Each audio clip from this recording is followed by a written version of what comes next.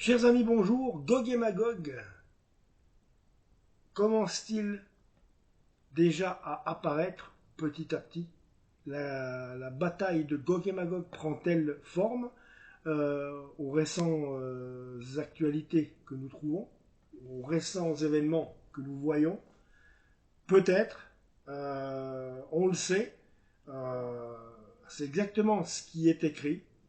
Donc pour pas trop parler de zone géographique, puisque je sais que les plateformes détestent qu'on parle de certaines choses, donc ou de certains endroits chauds de la planète en ce moment. Et vous voyez très, très bien ce que je veux dire. Donc le pays de Jésus-Christ, qui actuellement a fort à faire avec toujours ces mêmes rivaux, et également les pays aux alentours qui commenceraient également un peu à grommeler contre le pays de Jésus-Christ.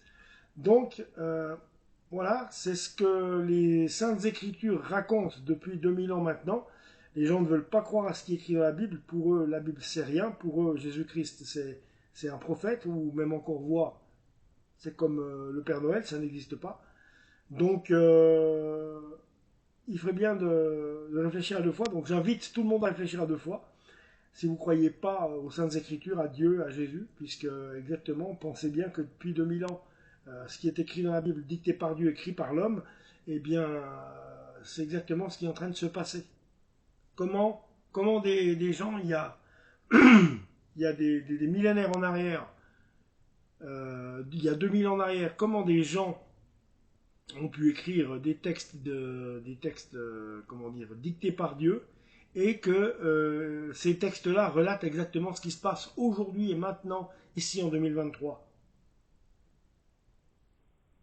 Donc il y a vraiment des grosses questions à se poser. De plus, on a entendu parler que le fleuve l'Euphrate s'asséchait, donc terriblement.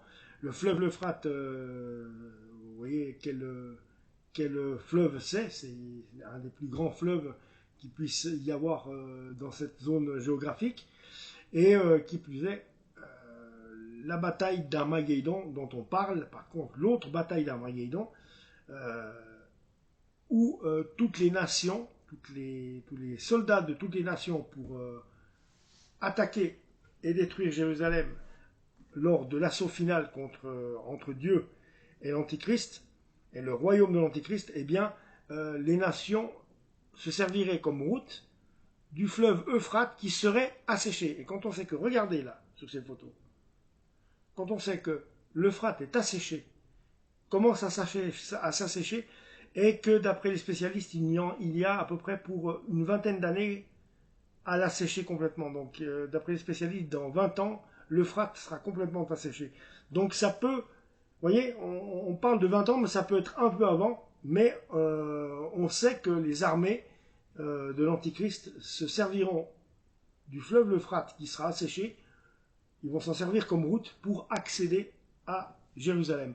Donc, personne ne sait ni l'heure, ni le jour, ni l'heure, ni le moment, ni le jour, ni l'heure, mais il y a quand même de nos jours, si on regarde un petit peu les événements, puisqu'il faut se fier aux événements mondiaux, c'est là qu'on peut vraiment ressentir quand l'enlèvement de l'Église pourrait plus ou moins avoir lieu, même s'il peut avoir lieu dans 10 minutes maintenant, ou dans 5 minutes comme dans 10 ans, mais il ne reste plus tant d'années que ça. Mais je ne vais pas vous jouer au prophète, je ne suis pas un prophète, mais si on regarde les événements mondiaux, vous allez me dire, oui, mais dans les années 40, pendant la guerre de 40, oui, on pouvait penser que également c'était là, mais voilà, c'était pas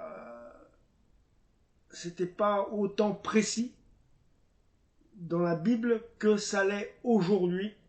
Donc la Bible, si vous regardez Apocalypse, début d'Apocalypse, on est vraiment au début des temps de la fin, je vous l'ai déjà dit, et je ne suis pas le seul à le dire, et je pense que c'est clair que nous y sommes, on le voit maintenant à cause de tous ces événements mondiaux.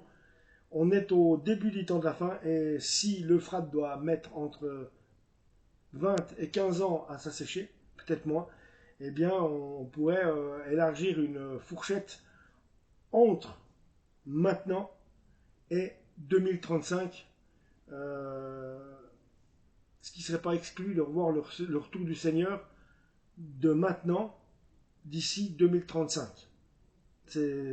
Voilà, ça reste un peu plausible par rapport à ce qui se passe si les situations mondiales devaient se dégrader et aller dans ce sens. J'ai presque envie de vous dire que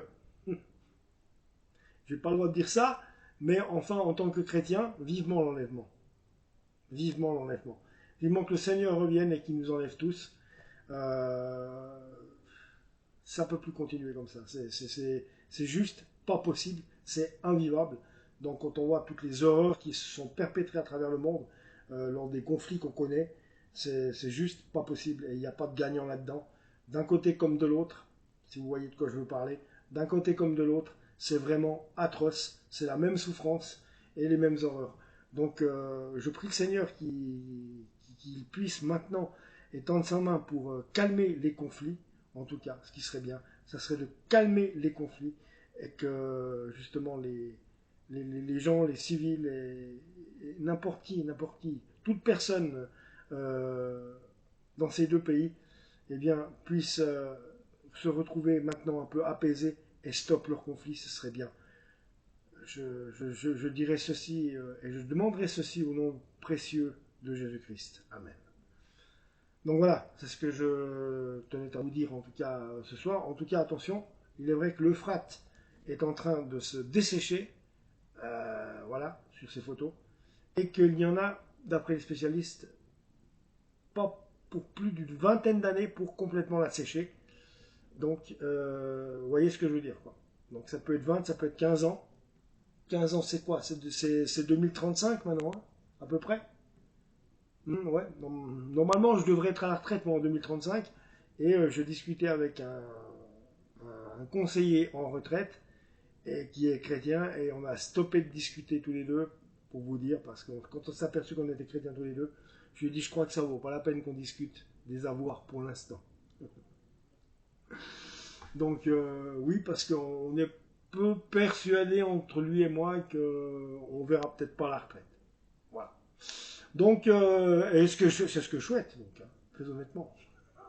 C'est qu'on ne voie pas la retraite et que le Seigneur vienne nous enlever. Euh, c'est vraiment le souhait que je vous souhaite aussi à vous, à tous. Un enlèvement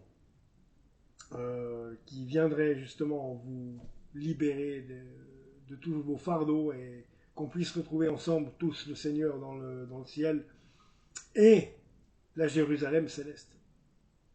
La future Jérusalem céleste et le royaume des cieux surtout. Voilà les amis, donc abonnez-vous à la chaîne. Je vais continuer de vous parler justement de ce qui pourrait arriver prochainement, possiblement, de ce qu'il y a eu, de ce qui s'est eu dit. Donc voilà, en attendant, j'espère que, et je souhaite que Dieu vous bénisse abondamment, chers frères, chères sœurs, et je vous donne rendez-vous tout bientôt. Au revoir.